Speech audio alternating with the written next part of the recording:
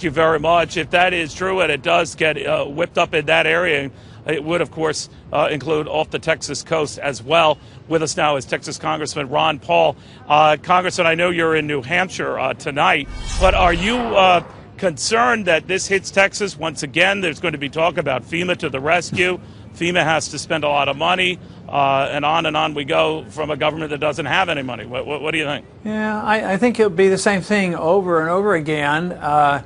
Of course, a lot of people in Texas, in my district, don't have a lot of confidence in FEMA because they, have trouble getting responses from FEMA, and FEMA tends to get in the way. Then when they promise the checks to come, they don't come very often on time. So right now, I'm certainly keeping my fingers crossed because although that is a significant storm, I'm still assuming that we're not going to get hit with a hurricane, and hopefully we don't run into a whole lot of problems like that. You know, your comments since the big hurricane, Irene, and bashing FEMA as you did, were based on just the record of FEMA and whether it serves the purpose it does or whether it's able to do what it should.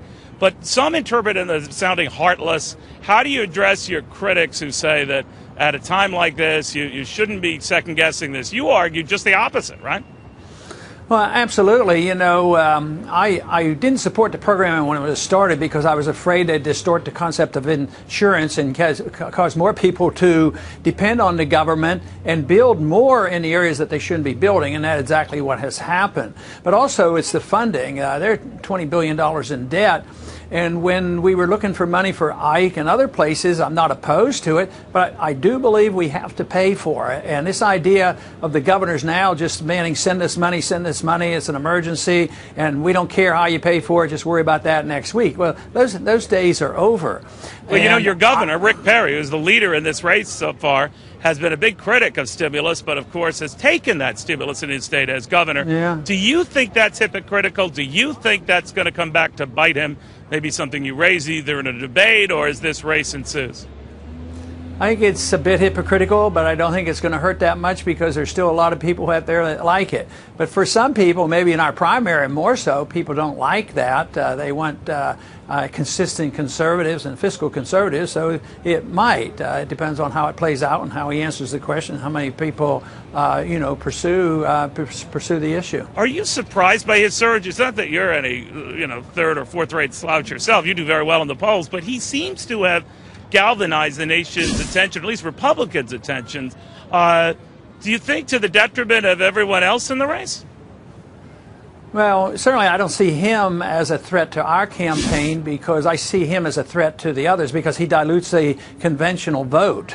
He represents more the status quo. So, yes, I think once he got in the race, my percentages actually went up because he took votes away from the other candidates. Well, he did seem to take a lot from Michelle Bachmann, but now he is sort of lapped around Mitt Romney. Are Republicans moving too fast around him, or do you think this is going to sort of flail down? What?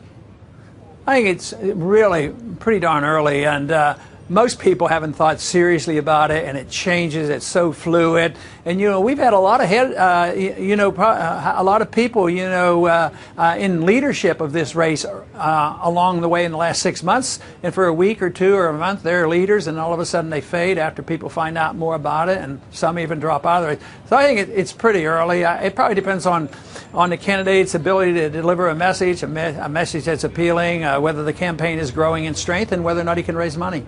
All right, Congressman, very good seeing you again. Good luck tonight in New Hampshire. I know you have a crazy travel schedule. We always appreciate the time. Ron